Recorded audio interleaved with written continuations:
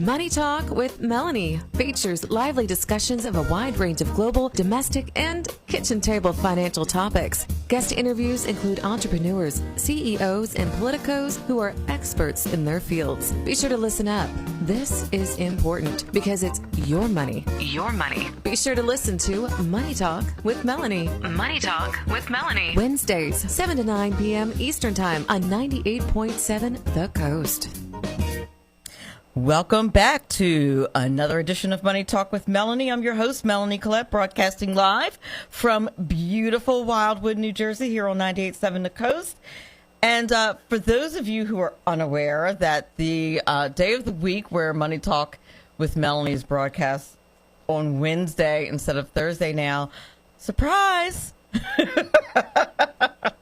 We had to change the day of the week due to my ever-changing schedule, and it's summer and all of those wonderful things. I'm hoping that that Wednesdays are going to work instead of Thursdays. We'll see. And of course, as soon as I did that, something popped up on my calendar on a Wednesday, and I had to remind myself that I am not the mystical, magical creature that I claim to be, and that I actually cannot be everywhere. So, and that the word no is real, and that occasionally I'm going to have to actually say that. So that's just what happens sometimes. But the new day for Money Talk with Melanie is Wednesdays from 7 to 9, and I'm happy to be here. We have a great show planned for the evening. The first hour guest is strategic coach Tim Winders. Really interesting guy. I'm going to let him tell you the story, but the least of what he is a strategic coach, but he's got a really interesting story to tell, and he's going to talk to us this evening about the 7 steps to thrive in chaotic times.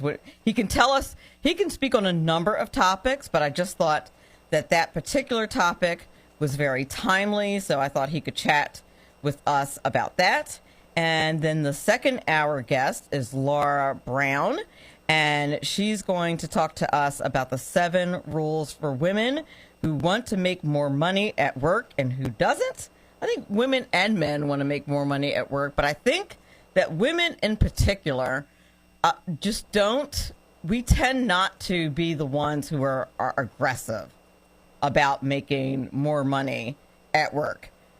You may be surprised to learn, and I'm not one who believes that we're necessarily making less than men because, it's intentional. I just think that I don't think that we as women do a good enough job advocating for ourselves, to be honest. So I think that if we get better at those skills of being a bit more aggressive and being less timid and being more strategic, as a good friend of mine reminds me regularly about the opportunities that come up in my life. And he'll say to me, I'll be really excited about an opportunity that comes up or somewhere I'm going or something that I'm doing. And he'll say, famously, and if he's listening, he'll know exactly who he is. He will say to me, "That's great, Mel, but don't just be happy with being in a room. What's your strategy?"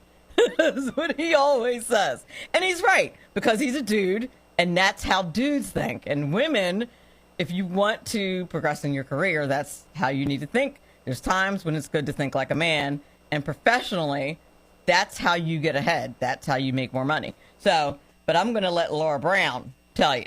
So she's going to talk to us about that. She's a corporate trainer and many other things as well. So the second hour, we're going to talk to her about that. So I'm excited about the prospects of making some more dough. So she's going to talk to us about how to get the bag.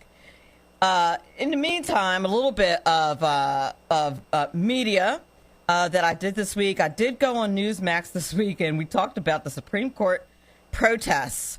Oh, my goodness. They're protesting outside of Supreme Court justices' houses still. And I think I talked about this last week as well. And one of the things that I said was, this is they think that they're going to be able to influence the Supreme Court justices. They're not. And, one of the quote that was pulled from my hit was that I said it's another situation where the left is emoting instead of thinking, because the Supreme Court's job is to interpret the Constitution. It's not to be swayed by emotion. That's their job. Their job is to think, not to emote. So stop thinking that that's what's going to happen. One, pundit on the left said that maybe when the Supreme Court sees how emotional everyone is about this leaked decision on Roe v. Wade, that they'll change their mind. And I'm like, that's exactly the opposite of what they're supposed to do. So let's hope that they don't do that, because that's not what they're supposed to do. And then the other issue that came up was about Governor DeSantis, who was uninvited to an event. I think it was an opening of a Jewish museum, and he was uninvited because they don't like his policies. And I found it interesting that whenever the left feels as though someone is not being inclusive enough, their automatic response is to exclude that person. And I just find that to be super ironic. Like, I find it to be so weird and just a strange reaction. They have something in education called modeling behavior. And what that is when you want to get a certain behavior out of your students, then you model that behavior. In other words, you do the behavior. You show the behavior that you want to see in your students. When you want them to learn something, you do that behavior first, and then they're supposed to go behind you and do that same behavior. But the left literally does the opposite. I don't, maybe somebody can explain that. They can tweet me and explain why that is, why your reaction is to exclude that person or ban that person. I think it's weird. I don't like, why not have a conversation? I don't understand that. I don't know why not talking to that person and kind of erasing and canceling that person is the reaction. It just seems weird to me, and it seems like it will do the opposite. I don't, intellect, and I'm like, I got like expensive pieces of paper that say I'm smart. I feel like I would be able to understand the reasoning behind it, and I don't get it. But if you have the answer to that, please message me, like on Facebook, tweet me, hit me up on IG, something. I don't get it. Anyway, but speaking of Twitter, Jeff Bezos and Joe Biden are having a little Twitter fight that I found super interesting. And Jeff Bezos is no righty by any stretch of the imagination. But first of all, does anybody really think Joe Biden is tweeting? Let's just be honest. Let's keep it real. So somebody from Joe Biden's office tweeted, make sure the wealthiest corporations pay their fair share. Oh, no. I left out the most important part. He tweeted that the way to bring down inflation is to make sure the wealthiest corporations pay their fair share, which ticks me off because this is a typical tactic that politicians use to trick an uninformed electorate. And it makes me really mad because what it does is it makes a phony connection between people with money and inflation, and they literally have no connection whatsoever. What he's doing is he's saying the reason why things cost so much is because Jeff Bezos has so much money, and that is just a lie. Like it's absolutely not true. So Bezos fires back a reply and says, linking corporate taxes to inflation is just misdirection, which it absolutely is. It's a lie. Like my high school economics students could combat that lie very easily because they have me as a teacher. But anyway, so it's when Jeff Bezos is coming at Joe Biden over his economic policies, the left has some problems. And look at the Dow today. It's a hot mess, mainly because the bully pulpit in the form of the new press secretary, whose name I can't remember. It's Karine, I think is her first name. We missed Miss Circleback. She was fun. I have to learn the the new press secretary's name, especially since she's a well-melanated girl, and it's criminal that I can't remember her name, obviously, because we're both melanated, and that's a crime because I'm supposed to remember her name because we're both black. You know that's the truth. But anyway, but because the bully pulpit is blaming everything else but their economic policies for the fact that the economy is a hot mess, inflation is sky high, and oh, by the way, babies don't have formula to eat. Like we're in a third world country. Like what, and they're like, oh, we're going to do a hearing on this in 10 days. As if babies can just wait 10 days to eat. Call your pediatrician. See if they have any extra. As if this is not an emergency. What kind of cold, callous country are we living in? What is going on? What is happening? So, and it's just, it's a mess. We had a huge market crash today and yesterday. It's a mess. It's a mess. It's a mess.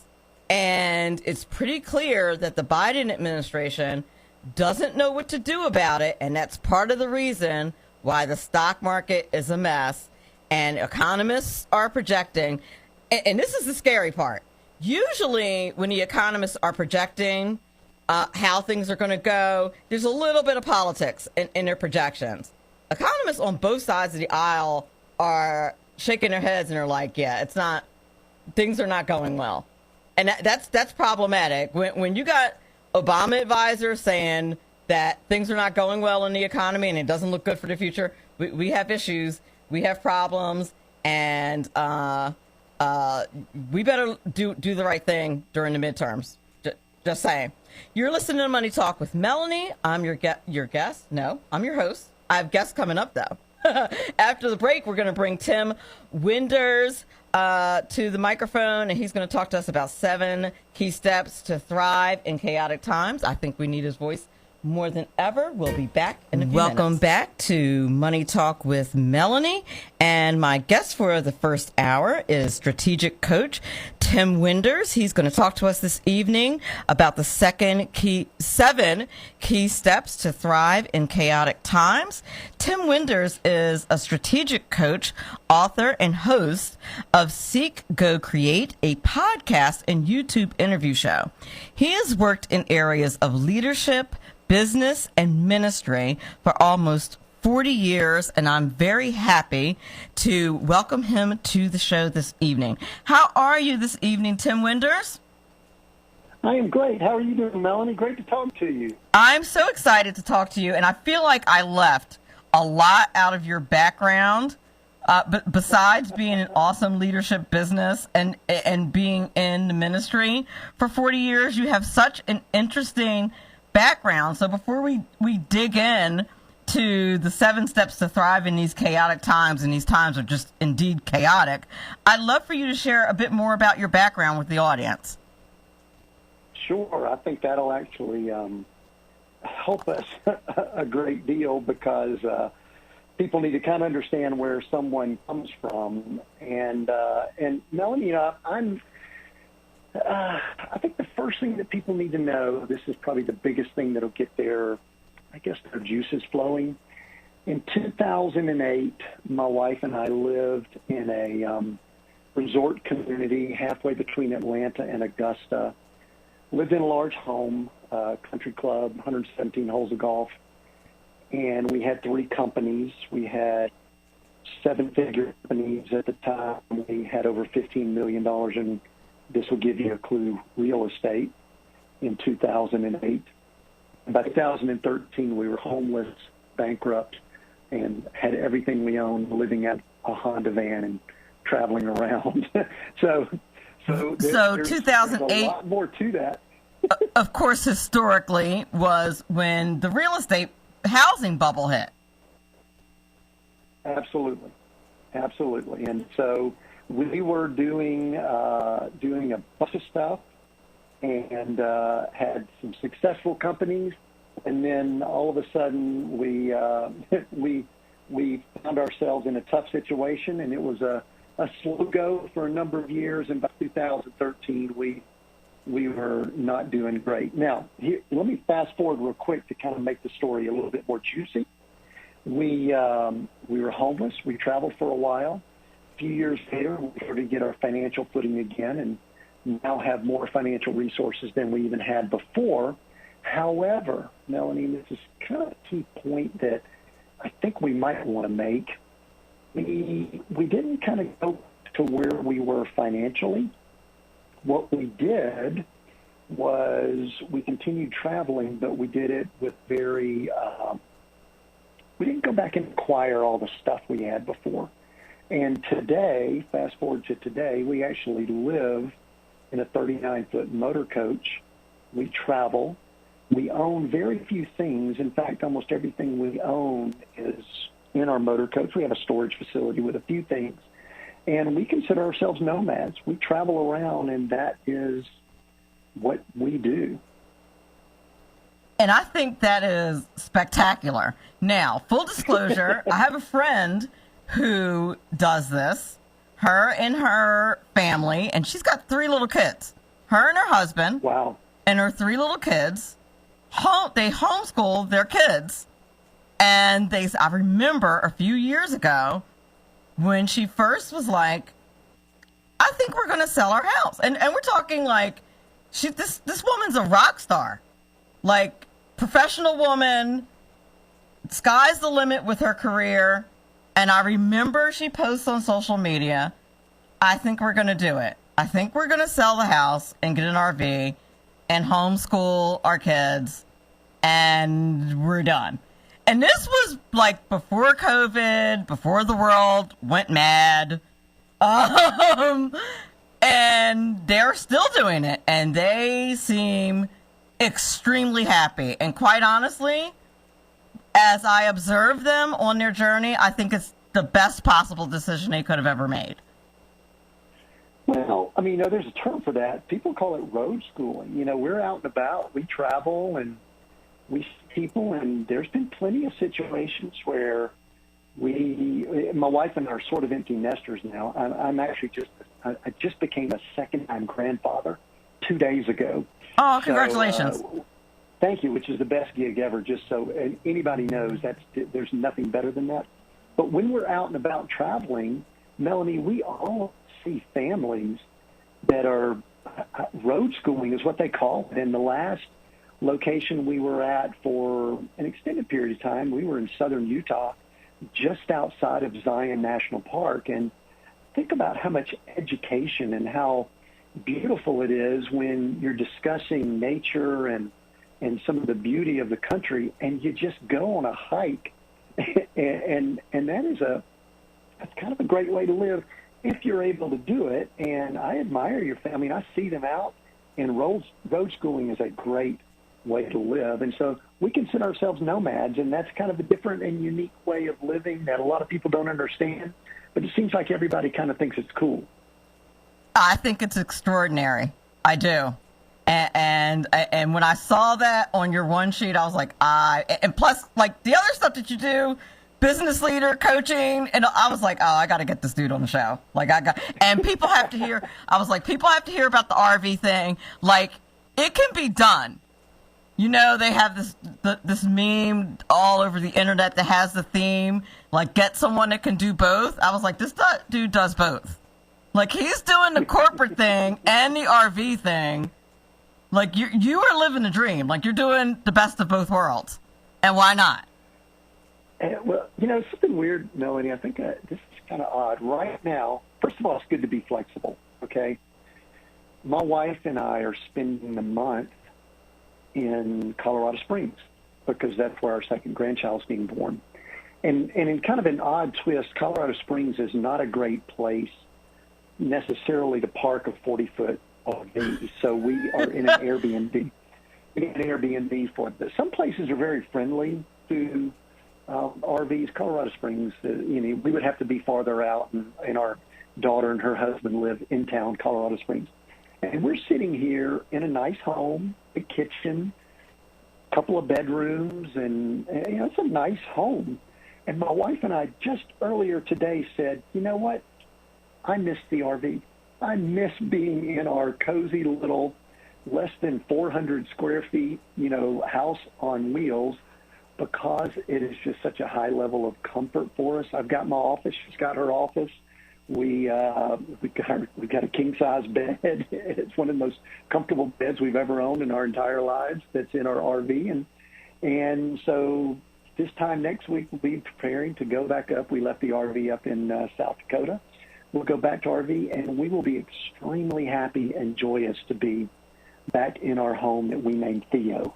Our RV. So, well, it's got to have a name. I mean, come on now. Yeah, and we get more. We actually are more productive. I've actually just written a book, and I do a podcast and YouTube, and do some things similar to what you're doing here. And I also coach and work with executives and leaders. My wife does a lot of strategic items for executives and all, and for companies, and we are just able to do all of that well within our small little space. And that is excellent, and I just think a good life lesson. So now you talk about, in one of your episodes, 7 key steps to thrive in chaotic times. And I just thought it was such an important topic to discuss. I was thinking in terms of just thriving professionally, thriving in your life. In order to thrive professionally, thrive in your business, make money, just survive. Not only during the pandemic, we're surrounded, in my opinion, just by chaos. Not just because of the pandemic, because of policy. It's just the world, and maybe it's just me, maybe I'm just too plugged in, but it just seems like the world has gone a little cuckoo.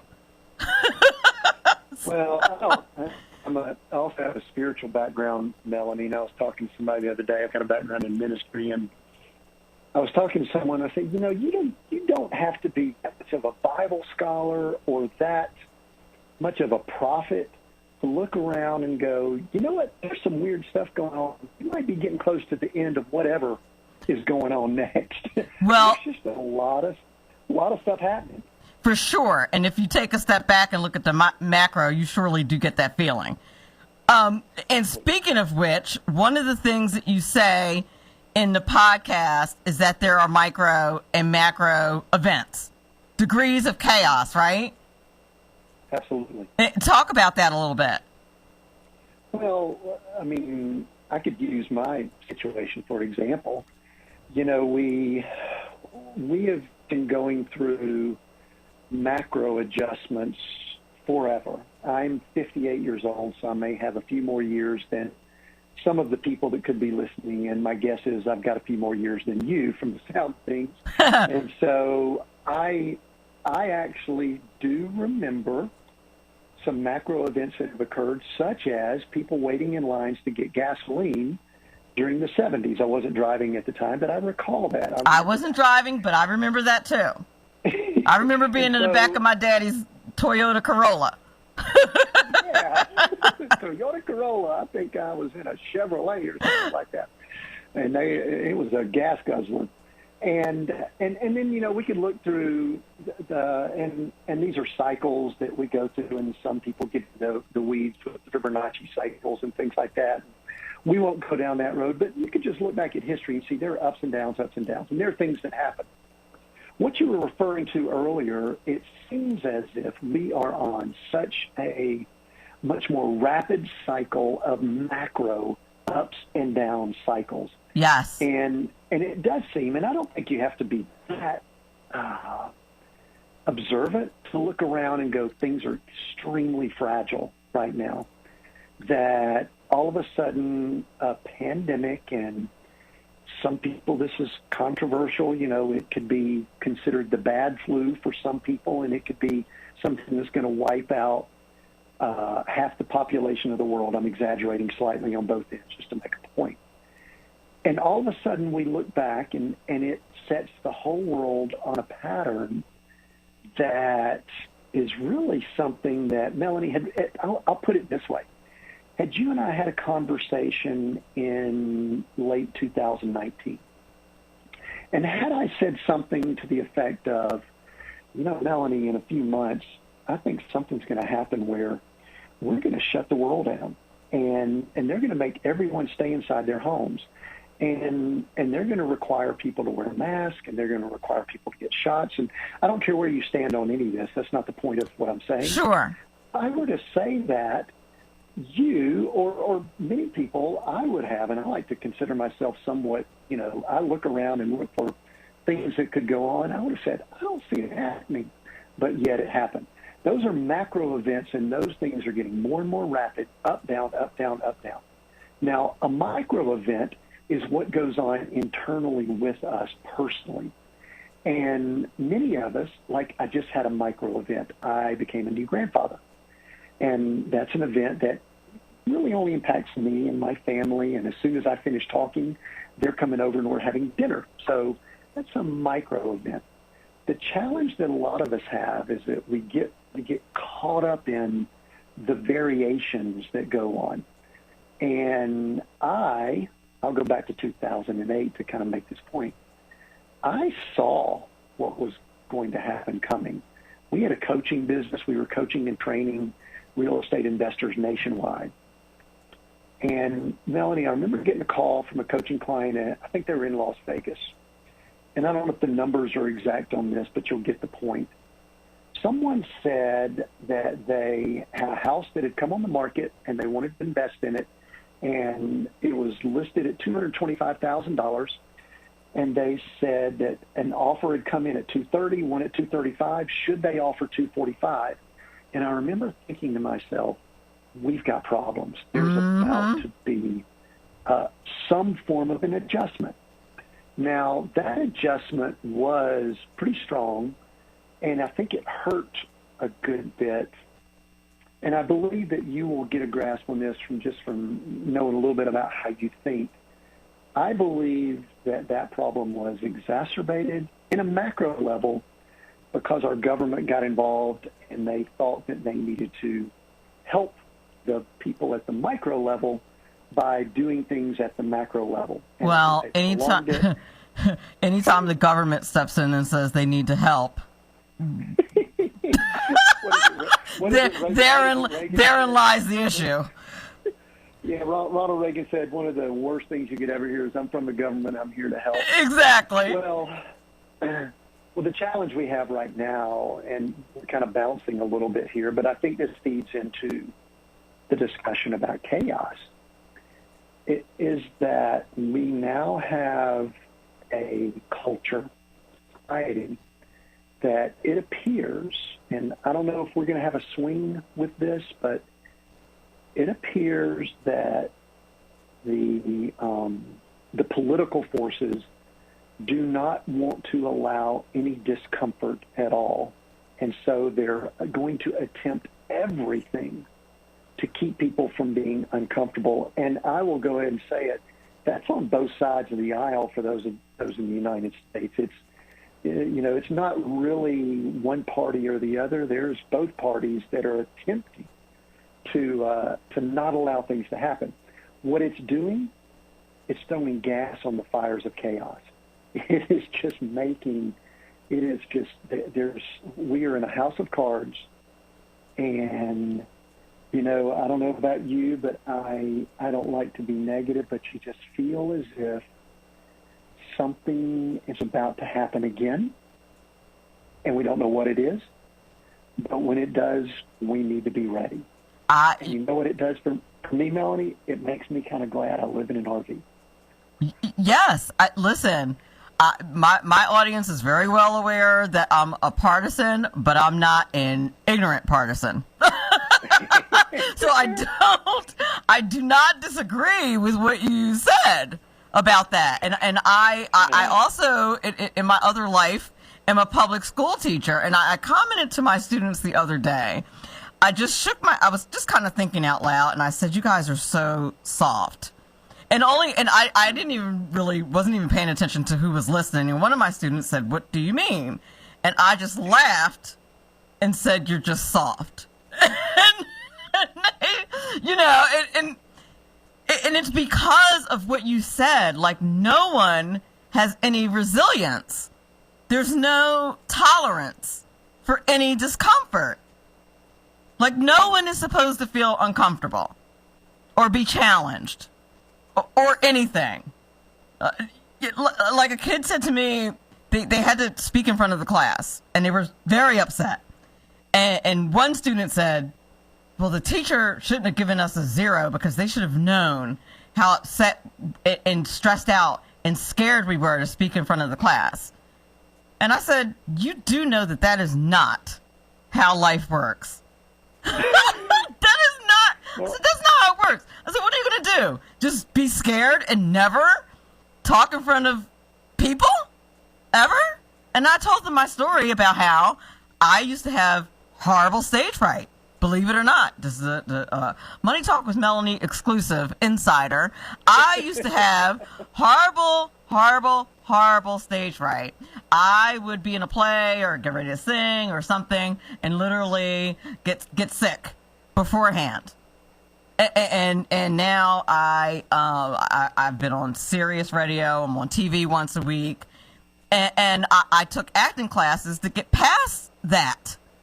You have to feel the fear and do it anyway. Fear is fake, but if no one makes you do stuff that you're afraid of, especially like in school is when you're supposed to get over that. That's why the teacher's making you do that. But we are part of a society where we don't allow people to be uncomfortable, and it is absolutely problematic.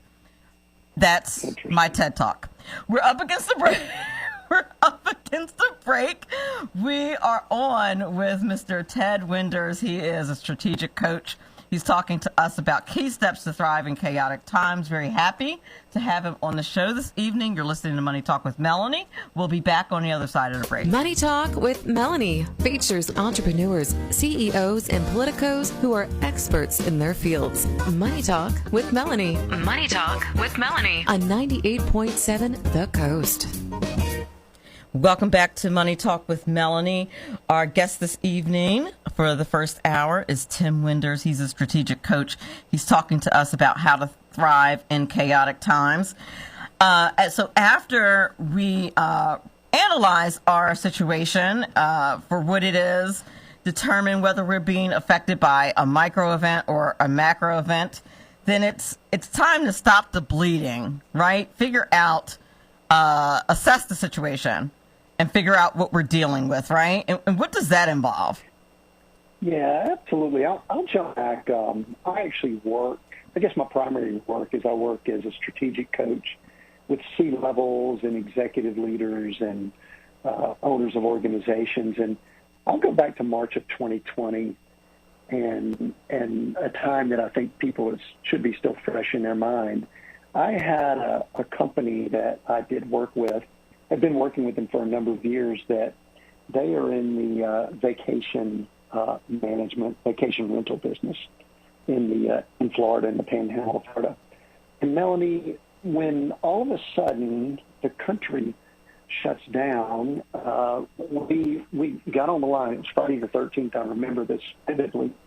We got on the phone, and we were in a situation where we had to stop the bleeding because we had $600,000 in revenue that disappeared within minutes because it was people can't come to vacation if they're not allowing people to travel and gather and do different things like that. And we had some very difficult decisions to make then. And so the reason that we put this step first is many times people attempt to start doing some of the other steps in what I call these levels of addressing chaos. But if you're in a very difficult situation, you've got to stop the bleeding first. Where are we going to find financial resources? Do we have to let anybody go? Can we keep people around? What do we do with all of these people that want to cancel these vacations? Can we give them their money back? We're within a 30-day window. Then if we don't give their money back, we could have credit card charges. This is a pandemic. We don't have a strategy that we could go to look at this. So I'm using this as an example to kind of say, we've got to really put some thought and strategy into what we do. I'll go ahead and tell you the rest of the story. It was kind of beautiful. We decided to refund everybody's money. We didn't ask for any funds or anything like that. It was very challenging. And fast forward to the end of that year, and we were at the same revenue that we were the year before. So that's amazing. That's a blessing. It is. It is. There was a lot of stuff going on there, but you've got to stop the bleeding. Back when I had my personal situation, I mean, I had finances that this is a more micro situation. I had all of these expenses, and we just saw our businesses crumbling. And one of the things that I did not do soon enough, this is a good financial tip, I did not stop the outgo soon enough. I needed to cancel things and get rid of things. So Melanie, when March of 2020 hit, my wife and I are doing real well financially. We got a lot of money and crypto, other things like that we have as assets. But when the pandemic occurred, I looked at my wife and I said, what do we have that's recurring that we could get rid of? And she goes, well, all over the have are Netflix and Disney Plus. I said, let's cancel them. Right. And so we lightened the load, and we were stopping, please. Whatever that means for people, I think they need to really assess and do all that they can to stop the bleeding, because you could bleed out real quick, and you do not want to do that. And we don't realize there's always something you can cut, and sometimes there's a lot you can cut. And I think I just did a subscription assessment of my budget maybe 2 months ago, and it was ridiculous. Yeah. Just ridiculous. Like, why was I subscribed to like Dropbox for like the once a year file that I get from someone who uses Dropbox? Like, why? It was crazy. Yeah. So I hear you, and you just really have to do, and you really, from a financial perspective, should be doing these assessments of your finances to just make sure you're not wasting money, because it adds up. Yeah, we should be doing it all the time. Unfortunately, when all of a sudden there's a crisis or chaos, that's when we do it. We get in panic mode. So you're right. If we could be more proactive, because what we're talking about here are a lot of reactive steps. It would be great if someone was more proactive about it. Right, and just before before a global pandemic happens. So, the next thing you say to do, and I think this is so important, and I definitely want to get to the next one.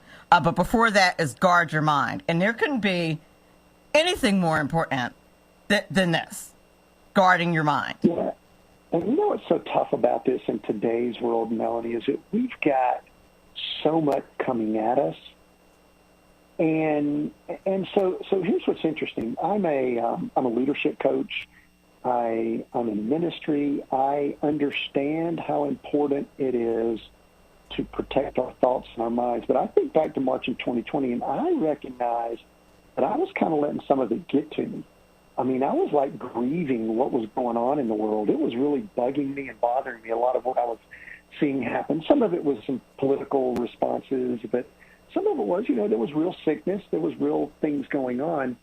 And so everyone, this is a personal thing too. This is not a cookie cutter, do this, don't do this. Everyone has to know, what is it that erodes and eats away at your soul and your mind? Is it social media? Is it something that you sit and watch on television that just, it puts you in that bad mood or in that dark place? Is it someone that you hang out with? Is it maybe something you can listen to, music and all that? So I'm going to tie together this number 2 and 3, because guarding your mind is preventing inputs from messing with you.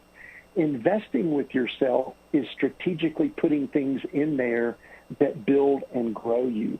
I recognized in 2020 that I was going through some stuff where I was like getting real down. I mean, I was reading news because I felt like I needed to know what was going on. But then I recognized kind of what was happening. So I had to kind of flip the switch. For me, I had to get back into the Bible. I had to read more scripture. Yes. I had to spend some quiet time still without a bunch of junk coming at me. That is important for me, and I truthfully think it's important for everybody. Not everybody thrives with that, but I think more people need to be quiet and still. And so that's kind of tying together that, guarding your mind and then investing in yourself, putting good stuff in your mind, podcasts, books, things like that are really positive. I think those two need to go together. And there's tons of podcasts now. Like back in the day, there weren't podcasts. I mean, I would highly recommend a live radio show that's also a podcast called Money Talk with Melanie. Or even another one called, what's the name of it? I don't want to get it wrong. What's the name of yours, Tim? Seek, Go, Create. Yeah, yes. Absolutely. Those two, if people just hang out there, that's all they need. They are fine programming. I think that you should definitely listen to those podcasts. And I have a couple of girlfriends who are voracious podcast listeners. And they listen to and they are so good at this, invest in yourself and protecting their minds. They are excellent. And I am not, even though I'm a podcaster myself. They are like, I'm always like listening to bad stuff, news and stuff like that, even though I try to get my Bible reading in. But they are voracious podcast listeners, and they're always sharing like good stuff with me, and they never know what's going on in the news. And I actually admire that about my friends, that they never know like all the horrible things that are going on, which is good. Yeah, I'm with you. I kind of wish I could do that too, but I actually venture out. But I think we all need to know what works for us. And I'm not one of these. I'm not like a coach that says do this, do this. I think everyone needs to get their own rhythm, their own pace, and find out what, this is a term I like to use, what nourishes their soul. What you have to identify is what eats away your soul. And I think a lot of people don't recognize it. And I'm the guy that should know better, but I recognize that I was getting a little off track, and so we need to check ourselves and make sure that we're doing okay. It's why we need to have someone around us that can help us out, speak good things to us, speak truth, and say, hey, listen, Tim or Melanie, you're getting off track there. You need to kind of, come back in. I've been talking to you lately, and you're pretty darn negative. And there are tons. I mean, there are people who, whenever I mention reading the Bible or having read the Bible, there are people like, who reads the Bible? I'm like, it's literally the most read book in the world. Literally, that's the record. It's the most read book in the world. And it's banned in places like North Korea and China. It's banned. So ask yourself, why is it banned? Why would someone ban a book? It's not. People don't realize that in places like China, they're not allowed to have the Bible app on an iPhone or an Android. People are like, what? I'm like, yeah, the Bible app, banned. Not allowed to have it. People in China, like who born and raised in China, never left China, have never placed their eyes on a Bible unless it's contraband and they can get locked up for it.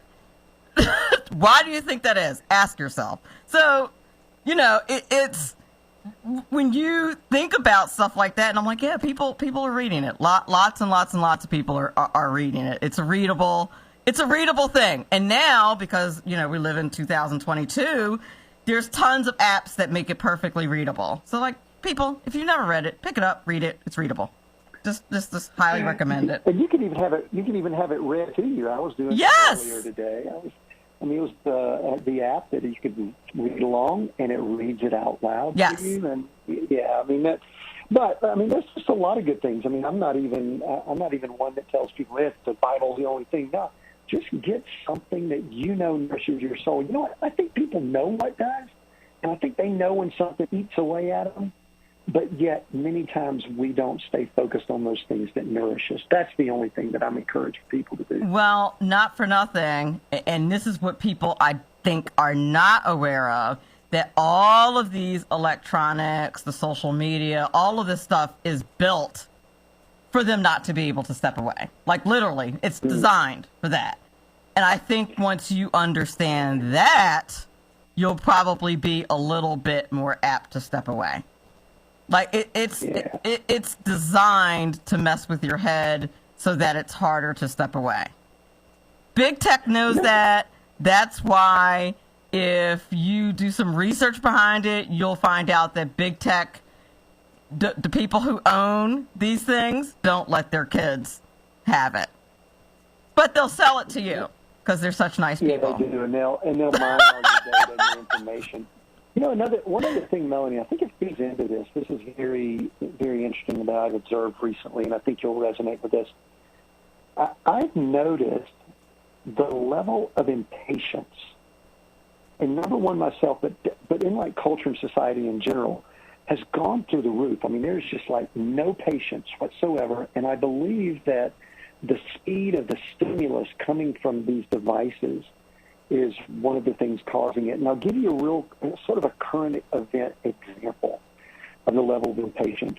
I remember when Russia invaded the Ukraine just recently, and I remember, I read up on it, and I know a little bit about the area. I've traveled to some of those parts of the world, and I remember thinking as I was reading things and seeing things on social that people literally thought that 24 hours it should be done.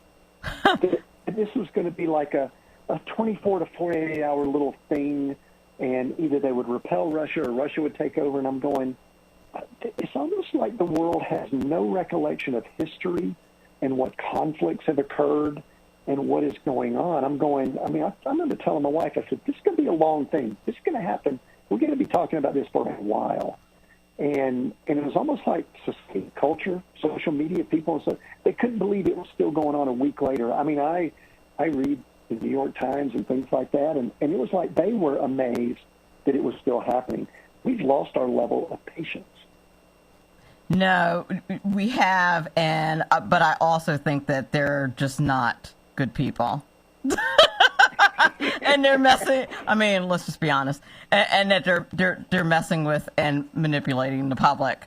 But so I think that this was fantastic information, and that people should know where to follow you and get your books and listen to your podcasts and check you out on YouTube and all of that good stuff. So tell the people where to find you. Sure. Yeah, they can go to timwinders.com. That's WINDERS.com. And if they do /book, I have a novel that I have written that was just released yesterday called Coach, A Story of Success Redefined. And I'll tell you that it's a novel that'll stretch some folks, because a lot of the things that you and I have been talking about, they're in this fictional story. So Coach, A Story of Success Redefined, I'd love for people to go check that out. And listen in at Seek, Go, Create, wherever you listen to podcasts. That's where we are. Okay, excellent. Is there anywhere to follow you on social media?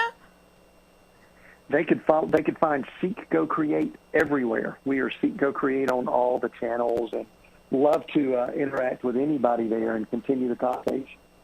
Excellent. Thank you so much for being on the show, Tim Winders. Enjoy your time with that grandbaby. We appreciate you so much. Thanks for being on the show. Thank you, Melanie. Yep, have a great night. We'll be back in a few minutes. Money Talk with Melanie features lively discussions of a wide range of global, domestic, and kitchen table financial topics. Guest interviews include entrepreneurs, CEOs, and politicos who are experts in their fields. Be sure to listen up. This is important because it's your money. Your money. Be sure to listen to Money Talk with Melanie. Money Talk with Melanie. Wednesdays, 7 to 9 p.m. Eastern Time on 98.7 The Coast. Welcome back to Money Talk with Melanie. I'm your host, Melanie Collette. This is the second hour. And if you're just joining us and you're like, what is she doing here? I thought she was here on Thursdays. That is true. But the day has switched to Wednesday, so surprise. Lucky you. I'm here on Wednesday. I'm here on Wednesday now. And if you missed the first hour, bad on you. You missed Tim Winders, who is a strategic coach, and he talked to us about key steps to thrive in chaotic times. Very interesting hour. Just some strategies to put in place, some things to think about in these very chaotic times that we're having. In addition to being a strategic business coach, he also is survived, he and his wife, the housing bubble of 2008. They used to be like real estate moguls. Lost a lot, are back to where they were originally, but now are traveling in an RV instead of the lifestyle that they had before, but are just as financially successful. So just a very interesting hour and an interesting angle. If you missed it, you can listen to that hour again as a podcast on 98.7 The Coast website, or you will be able to pick up the link on my social media on 98.7 The Coast social media as well, at Money Talk Mel on Twitter, or at Money Talk with Melanie on Facebook.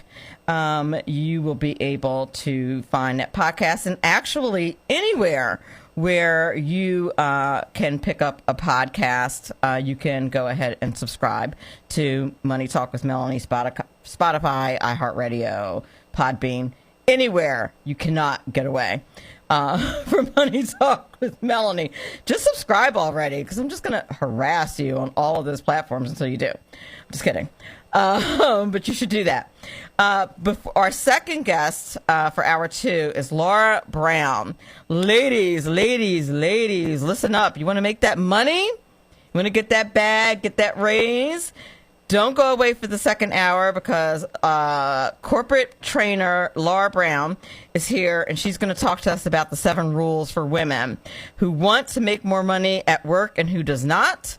So she's going to talk to us about that. So as I was prepping for the show last night and going through her materials and her websites, her book and her blog, I was like, I'm just going to ask them if I could have her on for 3 hours, because she has so much really good information. So I'm excited about this hour and just all the good stuff that she has on her website.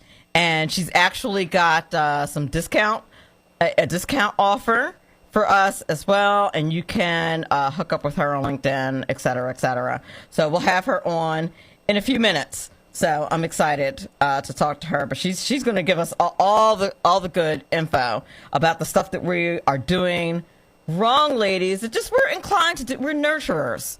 We take care of people. It's what we do. At least most of us. That's, we're just inclined. We're inclined to certain behaviors as women, and I know there's a lot of people who don't like to hear that men and women are different, but we are. I know. It's a thing. It's a thing that men and women are different. We are. And we are generally speaking, and we are generally inclined to certain behaviors. And so we need to maximize the women behaviors to our advantage to get some more money in those checking accounts. That's all we're saying. Get some more money in the bank. That's what we're saying. So we're gonna maximize those female behaviors, or learn how to evolve in certain contexts and situations in our lives to develop some more manly behaviors in certain contexts and situations. Like I said to my students, time and place. Sometimes, ladies, there's a time and place to, utilize our more manly behaviors. And a lot of times is when it's time to negotiate for that money. That's what I'm saying. So Laura Browne is going to talk to us about that, and I can't wait to hear what she has to say about that, especially reading a lot of her material. But before we get to that, I wanted to talk to you guys about this article that I found. If you don't subscribe to Millennial Money, you really should. This gentleman is a millennial. He has a blog called Millennial Money. Feel free to send me a check, dude. But I subscribe to him, and he's always got a lot of great articles. But this week, this article popped in my email box, and I thought it was great, so I figured I'd share. And the article was called 25 Best Jobs Where You Work Alone. Now, listen, I don't consider myself to really be an introvert, but maybe I am. Maybe. Like, I like to work alone. Like, one of the things that I do like about teaching is that I do work essentially by myself. Like, I'm with people, but the work is alone. Like, no one works with me, right? I do like that. One time, like, I've also worked as an adjunct professor at Stockton and at Rowan. And one time I team taught, which was regrettable. I don't know why I agreed to do that. Like, I knew that I wasn't built for that, and I did it anyway. Nightmare.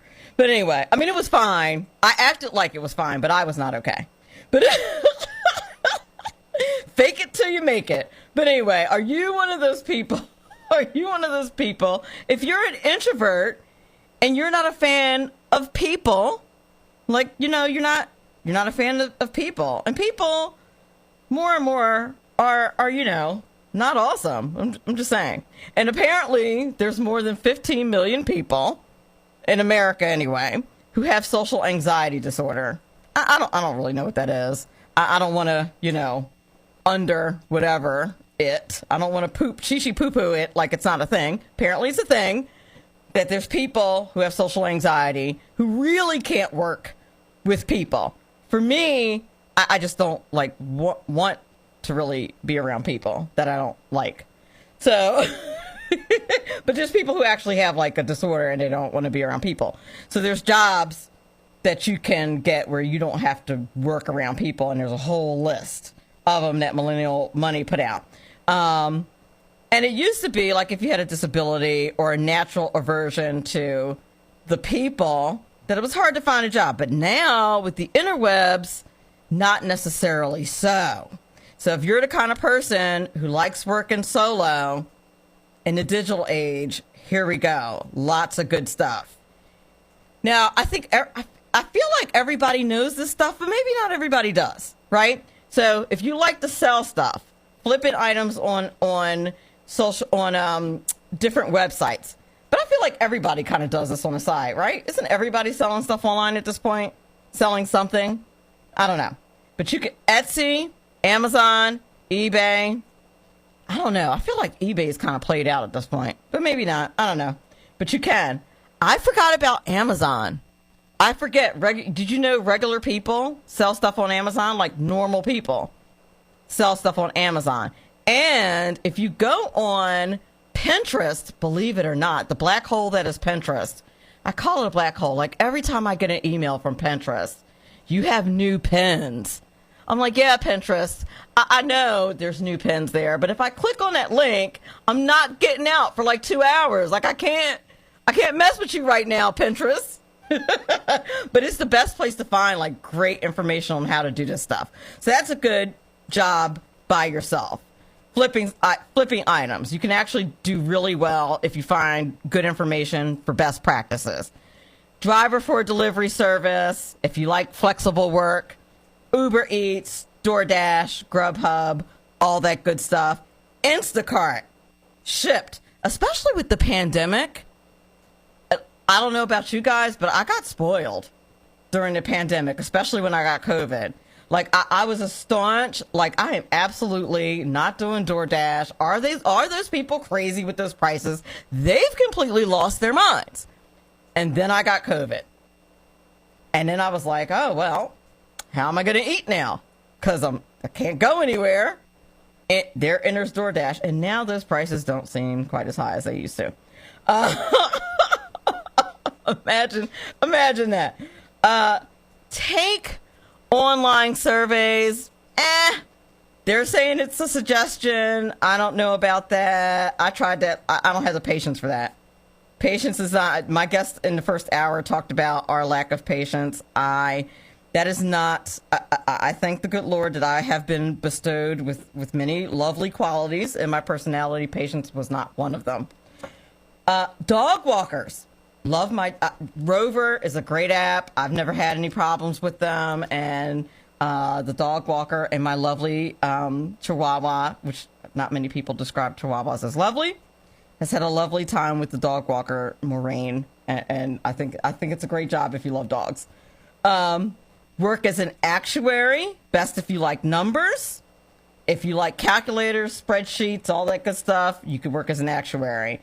You can transcribe. And I think this also comes along with being a virtual assistant. Lots of people need virtual assistants and personal assistants.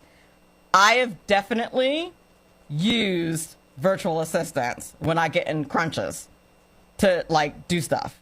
Just people need people to do stuff all the time. I'm just saying. freelance writer, graphic designer. If you're a creative type, do it. You can make extra money on the side. These are all like stuff in the gig economy. Ooh, night shift as a security guard. If you're a night owl, do it. I didn't know this was a thing. Review music? You can make money doing that? You can earn up to $12 a song, especially if you have at least 400 followers on social media. Try it. Fix computers. I'm gonna bookmark that because I taught computer service and repair, and I know how to do that, which people find it odd because I'm cute, but I can. Just saying. But I do know how to do that. Invest in stocks, and a lot of people are doing this with apps too. Don't look at your stocks today because I did that. I don't know why I did that, and I should not have done that. Don't look today. Any day that the stock market crashes, just the word of it, don't look. Don't look at your long-term investments. Do not log in. You're only going to be mad. You're only going to be upset. If you insist on logging in, don't look at anything recent. Look at Biden's been president for a year. Look at your 5-year. Look at your 5-year. Don't look at the last year. You're only going to be upset. Just saying. Invest in real estate. And now they have things like CrowdStreet and Fundrise. So you can invest in real estate kind of like you invest in a money market, which is really cool.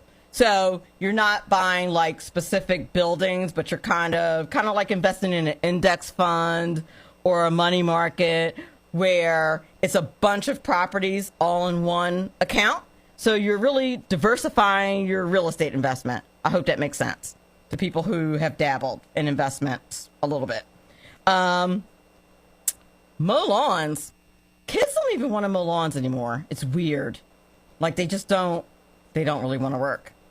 Work as a blogger or a freelance writer. That pays really well if you can hook up with the right people.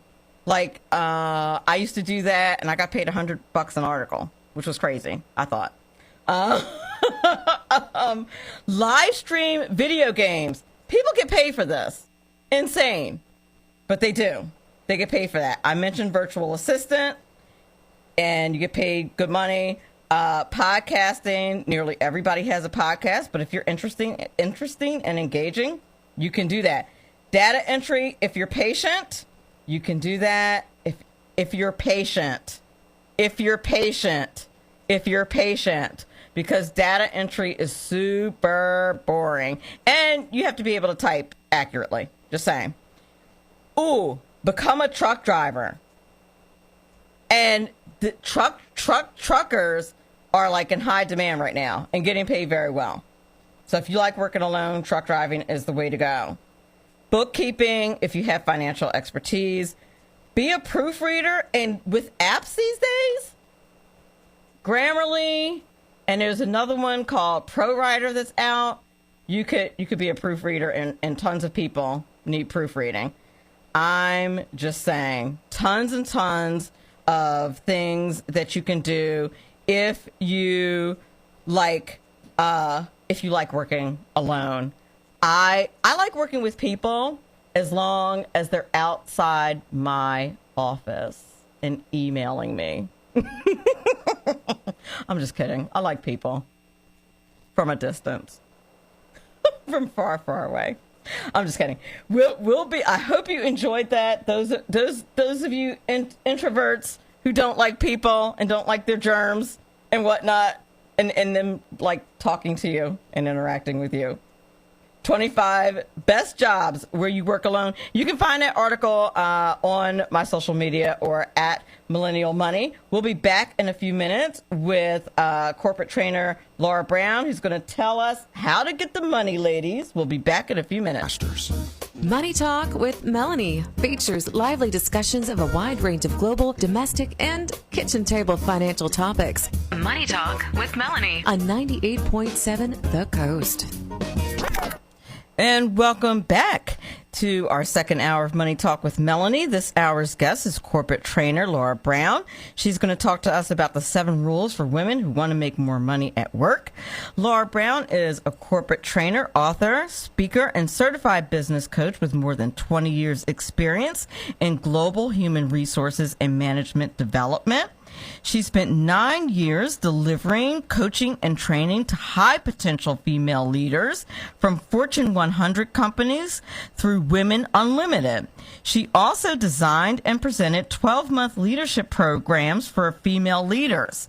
Program participants had higher rates of retention and promotion. She's written for Forbes and has been quoted as a business expert for major publications, including Cosmo, Family Circle Magazine, and USA Weekend. Laura is an author of 10 books, including Why Can't You Communicate Like Me? How Smart Women Get Results at Work and Increase Your Income, 7 Rules for Women Who Want to Make More Money at Work.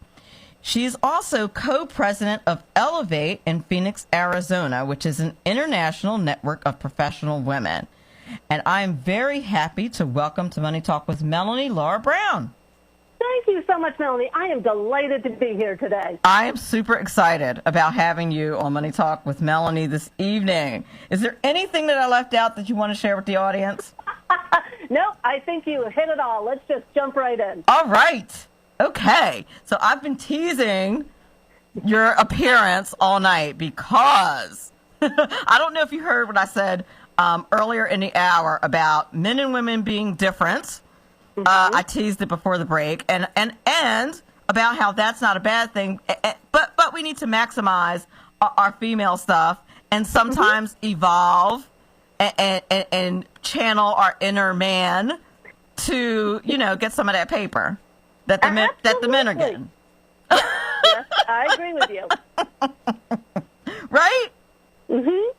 Yeah, and again, it's not that we need to change who we are. We just need to take a look at what's working for us and realize that there may be some other ways to do things, like asking for a raise, which research shows over and over again, men are much more likely to ask for a raise, and men are much more likely to ask for more money at a new job. Exactly. It's just that it's not that we can't do it. It's not that we're incapable. We just don't. Yeah. Oh, we don't. Well, it's funny, though. I was talking to somebody recently, and I was coaching her. She was a friend of a friend. And she looked at me and said, is it okay if I do that? Because I was coaching her on how to negotiate a starting salary at a new job. I'm like, it's not just okay. You need to do it. You need to negotiate. But we still think, I don't know, is it okay that I talk about money? Is it okay I ask? There's just this feeling of being uncomfortable about it. Now, I think part of the reason we're uncomfortable is we feel like the person on the receiving end is going to say she's got a lot of nerve. Yes. Right? That's exactly it. We think the other person's going to be mad at us. Or, they're gonna say, I'm not going to give you the job, forget it. Or our boss is going to be mad at us, and then we're going to have to work with them the next day. Absolutely. And it's not true at all, though. So what is that? What is the source of that? What? Oh, you know what? To me, it goes back to, there's an old part of our brain that's, fight or flight, and it always goes immediately to the negative part. It's immediately, and it's trying to protect us. So it's saying, don't stick your head up, Laura. Don't ask for more money. Just stay where you are. And so we're trying to keep ourselves safe. But by keeping ourselves safe, we're not going to make as much money as other people who simply ask. And sometimes, sometimes we're going to get a no, and we have to be okay with being a little bit uncomfortable. But it feels like, if I got a no, I don't know that I can handle it. But of course you can handle it. What if you got a yes? You got a yes, and it gave you an extra $10,000 a year. Wouldn't you be willing to be a little uncomfortable about that? Right? I would. Yeah. Right? I have a friend, a male friend, who says, and I always remember this, he said, if you don't ask, you don't get. And I always keep that in mind. So it's so funny you say that, because that's how I end my books. If you don't ask, you won't get. So my Increase Your Income book, and I actually also wrote a fiction book with my co-author called The Salary Cinderella Story, which takes all the stuff and does it in a fiction way, but we end up the same way. If you don't ask, you won't get. Yes. And that is very true. I mean, you can get a no, but you could also get a yes that you would have never got if you didn't ask. Exactly. Yeah. And it's so funny. I remember talking to one woman, and so, she finally got up enough courage to ask her boss for a raise, and his response was, yeah, you know what? I've been thinking about that. Yeah, you deserve a raise. And so I thought she would be really excited about it. When I talked to her about it afterwards, she got mad, and she's like, well, but why didn't he tell me about it? And she even asked him, she said, well, if you've been thinking about, getting that I should get a raise, why didn't you say anything? And his answer literally was, well, you didn't say anything yet. You didn't ask me. And so it was, even though he was thinking about it, it took her actually asking to bring up, and she did get a raise. See, What's the matter, Melanie? What's the I'm thinking about my first real job. This is what the was. In my 20s, many moons ago. And I left because I wasn't being treated well. And in retrospect, I'm thinking about how I was so outmatched at the time because I was working for a pretty wealthy entrepreneur. And I wasn't being treated well. And his move was, how about a $5,000 raise? And at the time, and I'm not saying $5,000 isn't a lot of money, but in this, it's relative. Well, of course, yes. So at the time, that was a lot of money, right? Yeah, and early in your career, yes. Right. So I'm thinking he just played me. You know what I mean? Mm-hmm. Now, as a more experienced woman, further in my career, that's what the was. Okay, that makes sense. Well, so it is important to think back to our past career and say, maybe I could have done it better. And actually, the first time I asked for a raise, my boss said no, and I was so embarrassed. I don't even remember what happened the rest of the meeting. I was so embarrassed I wanted to quit the job. And that's actually what started me on this, because when I went back, I talked to him the next day, and I said, why did you say no? And he said, oh, it's not raise time. And I thought, there's a raise time? I didn't know there's a raise time. And then I started looking at all these things and realizing there was so much I didn't know and so much my friends and colleagues, female friends and colleagues, didn't know about this. Okay. So how can you – I always thought this getting a higher salary thing was like a farce. This is what I want to talk to you. No, so I'm going to tell you why. Because I always thought that, all companies had this scale. And, in HR somewhere, there was a piece of paper. Don't laugh. Come on. It's not nice to laugh at the host. I'm just kidding. I'm not laughing at you. I'm laughing at my years in HR. So I know there's no piece of paper. Oh, so that's why you're laughing. Okay. So I just assumed there was a book with an HR, with the positions, with the salary, and that was the salary. And that when you went in, that was the salary. Because I'm a very rigid, structured thinker. Yeah. And that was the salary. So it never occurred to me to negotiate until, I don't know, maybe the last 10 or so years. But my last 10 or so years, I've spent in the clutches of public education. Now, before that, I was in private education, and my boss told me to negotiate. Oh, wow. That's what turned me on to negotiation. Mm-hmm. But now that I'm in public education, I just, I want to just periodically scream because I can't negotiate my own salary. And that's a different situation. I understand there are some fields where there are big constraints. But one of the reasons I was laughing is I thought exactly the same way you did, Melanie, that there's a little secret piece of paper, and so there's no reason for me to ask because they already know how much I should make, and I should be making the same as everybody else. Right. Which, of course, we know is not true. And I'm like, what do you mean they pay women differently? No, they don't. It's the same paper. Exactly. Well, and that's not true, and it's frustrating because, again, my years in human resources, I know that even though there's a range, so there is a piece of paper with ranges, there's a lot of flexibility in the range, and bosses can go and they can get additional money, or they can get a bonus, or they can get something else So one of my rules is work with your boss. Chances are your boss wants to give you as much money as possible. But the fact is, they've got to convince human resources. They've got to convince their boss. Sometimes they've got to convince a compensation committee who might not even know who you are. And so how can you work with your boss like you're working on a project that needs more budget in order to help your boss get the information that they need to help you get a better salary? Okay. So you approach it like a project. That's kind of how you can do that. Is that part of what you can do to get a higher salary, say, when you start a new job? Well, actually, it's a little bit different. Thanks so much for asking that. So you're going through the interview process, and then they offer you the job, and then first, of course, you thank them, and then you remind them why you are the right choice. I know I'm going to bring lots of value to the team, blah, blah, blah. And then you pause, and then you say these 4 words. Is there any flexibility?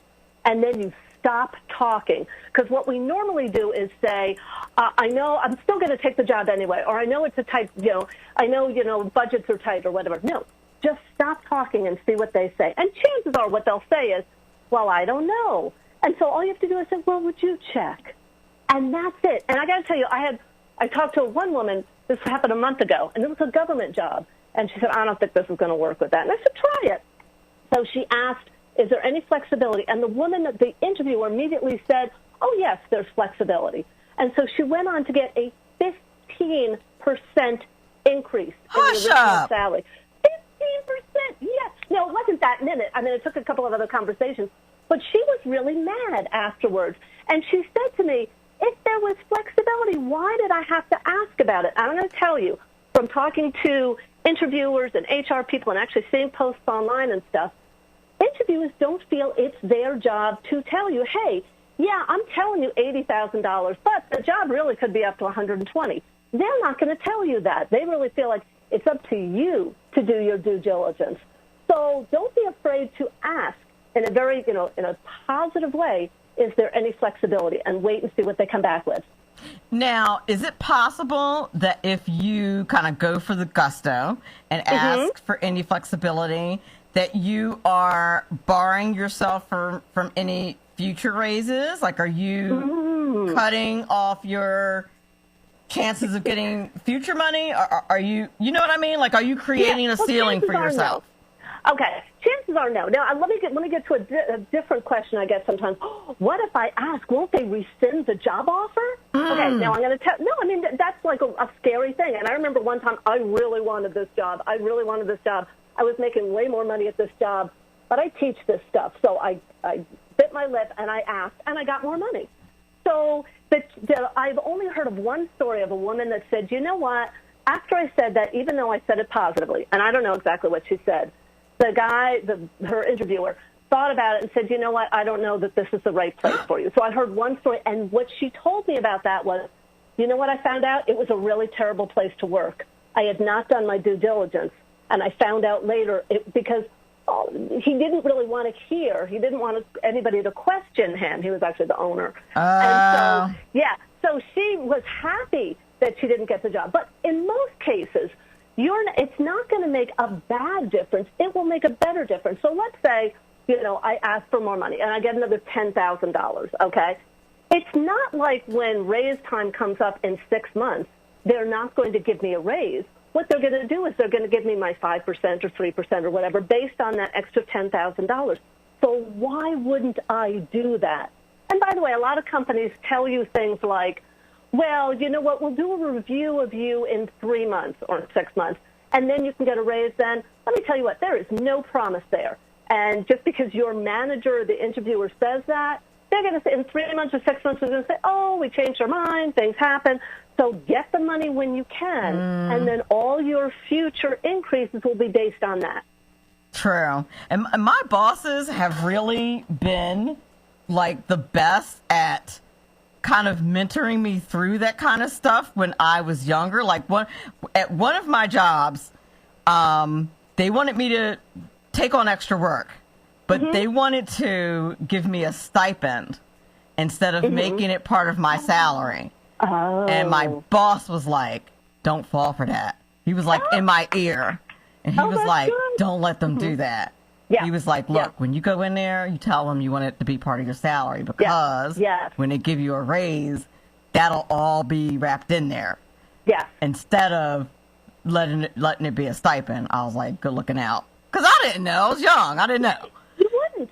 And that is so key. Because, again, sometimes they'll say, we'll give you a stipend, we'll give you a one-time bonus, we'll give you things. Now, if that is the only thing you can get, then take that. But your bosses were absolutely right. The best thing to get is additional salary, because then every increase is based on that. Exactly. And that's the way to go.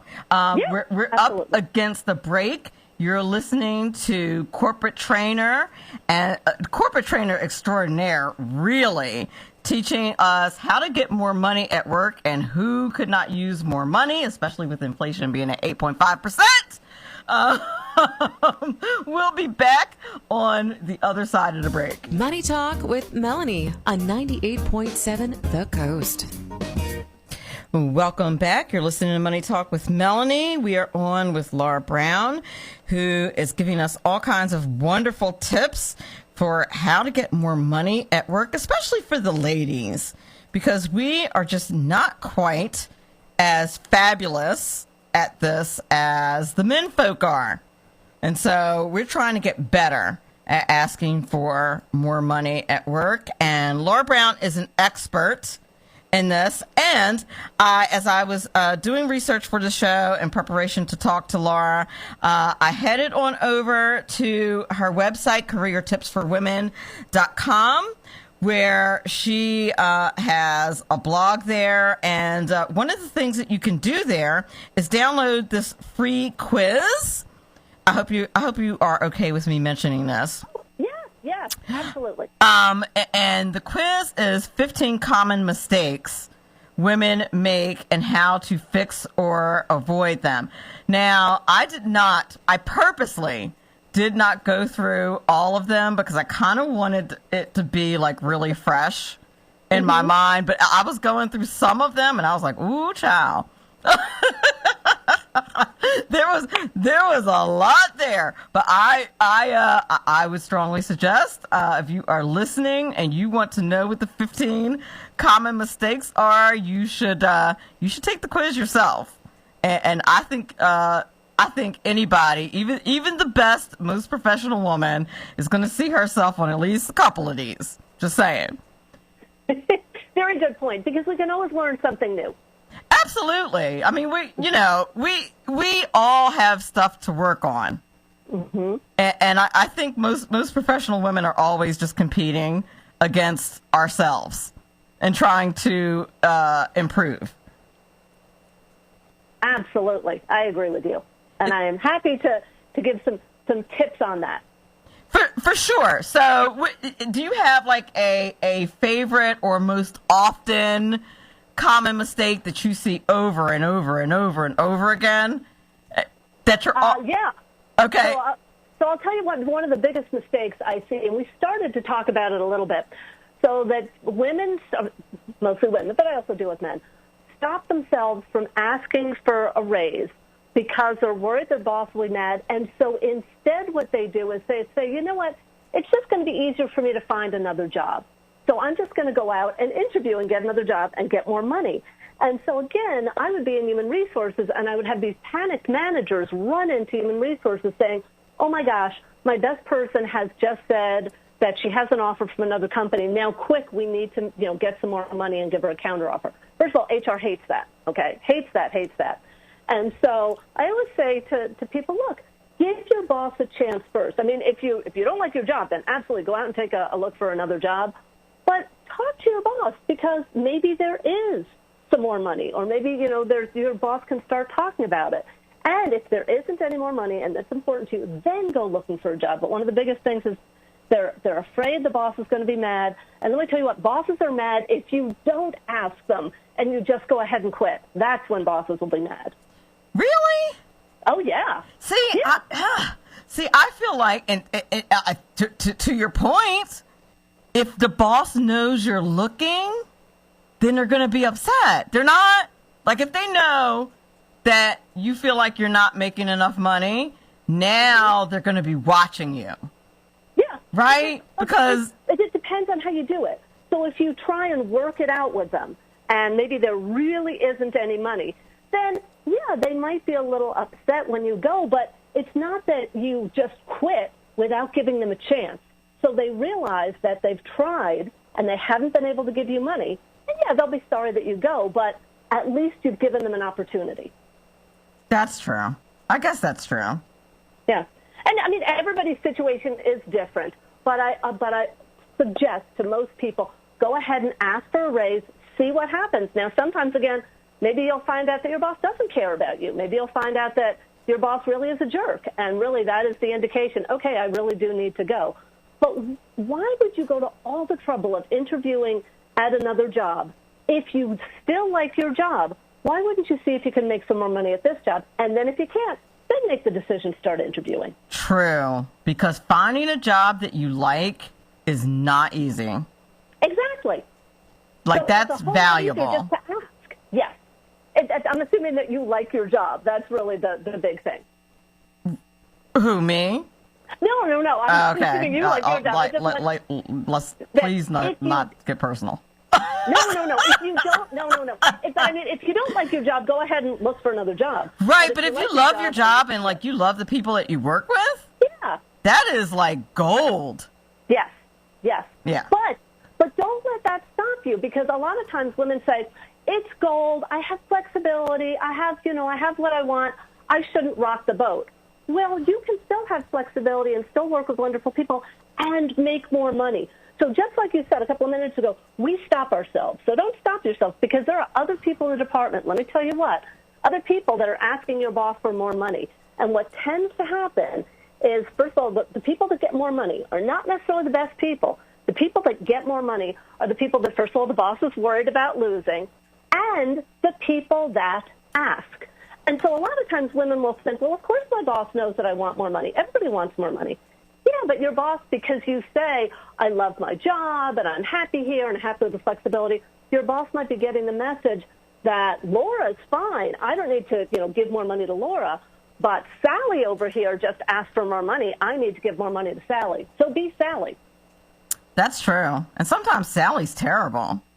Well, And she still asks for more money. She shouldn't get more money. Sally's terrible with zero self-awareness and will ask for more money and get it. Yeah. And you're sitting there thinking, especially like if they get promoted, Sally could get promoted, and you're like, wait a minute. And then, again, I have had managers say, I didn't know that she wanted a promotion. I thought she was happy where she was. Because, you know what, here's the deal. So your manager can't read your mind. Sort of like at home, your spouse, your partner can't read your mind. So let them know what you are thinking. So if you want more money, you got to think about it. Oh, wait a minute. I know I said I wasn't going to give away the quiz, but number 14 is pretty classic. I have hinted to my boss that if I don't get a raise, I might quit. Right. Is your boss that's a terrible. man? Anybody who's been in a relationship with a man longer than 5 minutes knows that hints do not work. Like, what ladies? What are you doing? Yeah, Why? exactly. Why are we Yeah. still dropping hints? Yes. Okay, I got to tell you, this actually happened. So I had one woman tell me, I said, well, this is what I do. And she's like, yeah, that's nice, but it won't work for me. I already tried that. And I said, oh, well, help me to understand. What'd you say? She said, well, I said to my boss, it would be nice to make more money. And you know what he did? He laughed and said, yes, it would be nice. And so I had to point out to her, he didn't hear it as a request. Right. He just heard it as a comment. And she was really upset about that. She's like, no, I asked. And I said, no, you didn't. No, you did hinted. not. Right. And so she had to go back and specifically say, I want a raise. And it was just so hard for her to say those words. But just like you said, he didn't hear it. Well, of course not. I explained this to a friend of mine who's been married forever. The other day, I said, listen, in this day and age, if a dude doesn't look you right in your face and say you're exclusive, you are not exclusive. Exactly. It's the same principle. Yes. I've never thought about it like that. But yes, Melanie, I agree with you. That is the way it works. You have to, in this day and age, you have to be very specific, very clear in the way you communicate. Yeah, don't make assumptions. Because, again, make it easy for your boss. Because your boss wants to know what you want. And if you want more money, you got to tell them. Yeah, hints are not a thing. I don't, No. I don't I've never understood the hint thing. And with women, I dropped a hint. Really? Did you put it on a billboard in Times Square? Because that is literally the only way. Yep. Clear, crystal clear communication. Oy. That is funny. I've talked to my boss. I talked my boss out of doing something nice for me because I didn't really think I deserved it. Oh, that does happen. Isn't that awful? You actually said, no, don't do that for me. Yeah. That actually is, in my opinion, speaks to a broader problem. Yes. Like a low self-esteem problem. It's like when someone says that's a really nice dress and you say, no, it's not no, nice. No, it's not. Yes, that's so funny. I teach women to say thank you. Exactly. You know, but what do? We say, oh, this old thing, look, it's got a tear. I got it at Goodwill. It's not a big deal. But instead, we should say thank you. And that goes back to one of my rules is be confident that you deserve a raise. So part of this is making the assumption that you really do believe that you deserve something so you can ask for it. Sort of what you said, that you deserve things. So when your boss wants to do something nice for you, you deserve it and say, thank you. I appreciate that. Well, and let that go. And I'll take it one step further. I read this somewhere. I can't remember where. That when someone gives you a compliment or extends themselves to you that way, by shutting them down like that, what you're doing is being disrespectful to them. What you're doing, for example, in the dress incident, is basically telling that person that they have bad taste.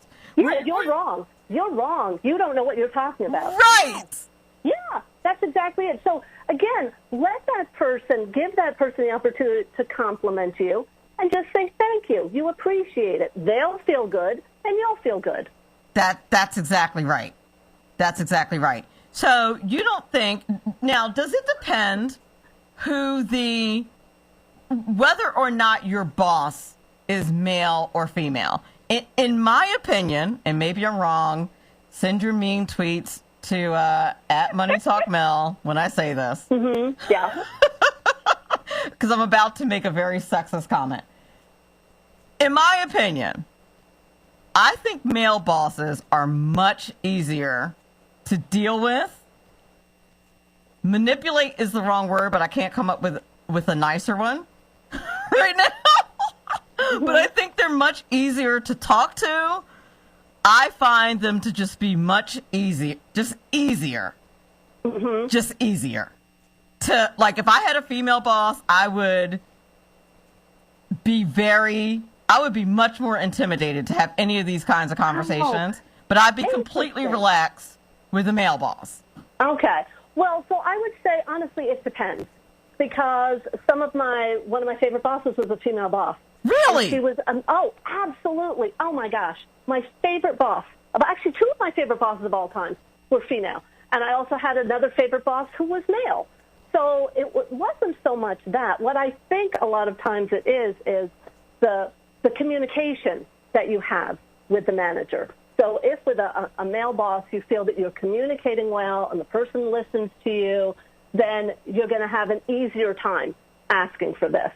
So, interesting. In the past, there was a lot of research about women who don't want to work for other women, and how it used to be a whole lot harder for two women, because what it felt like is there are only so many women that can get into leadership and management.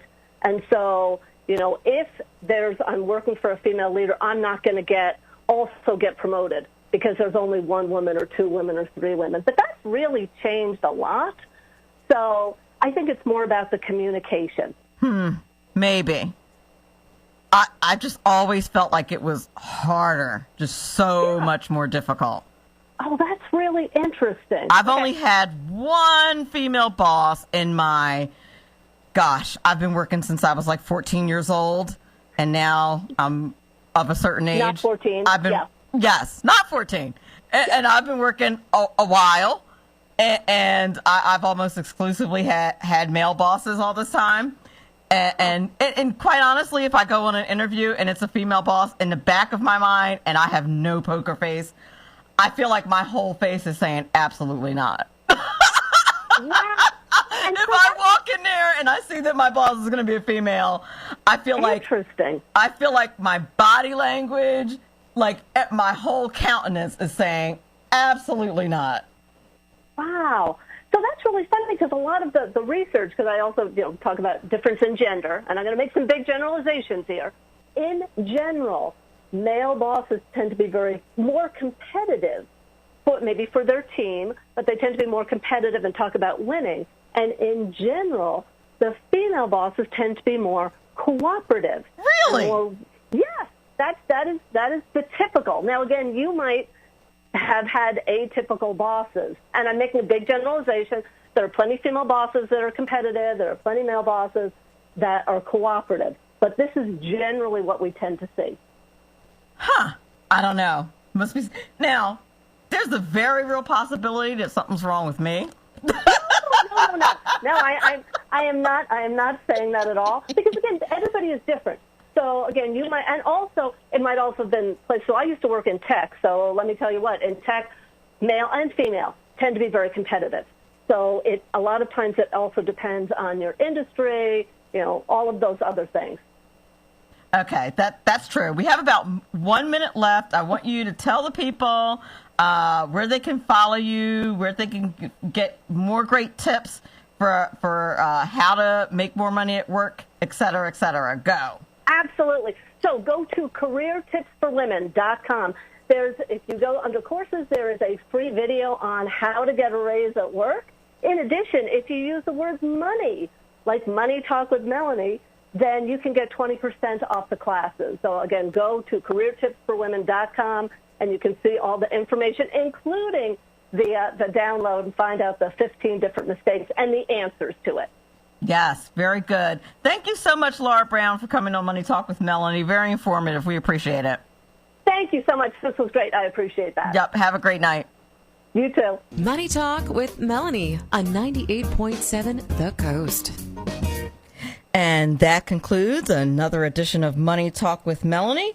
I want to thank my guests, Tim Winders and Laura Browne. Great show this evening. And please do join us next week, Wednesday, May 25th, when our guests will be Master Financial Coach Karen Ford and Larry Grogan, President of Grogan Advisory Services. And I said that wrong.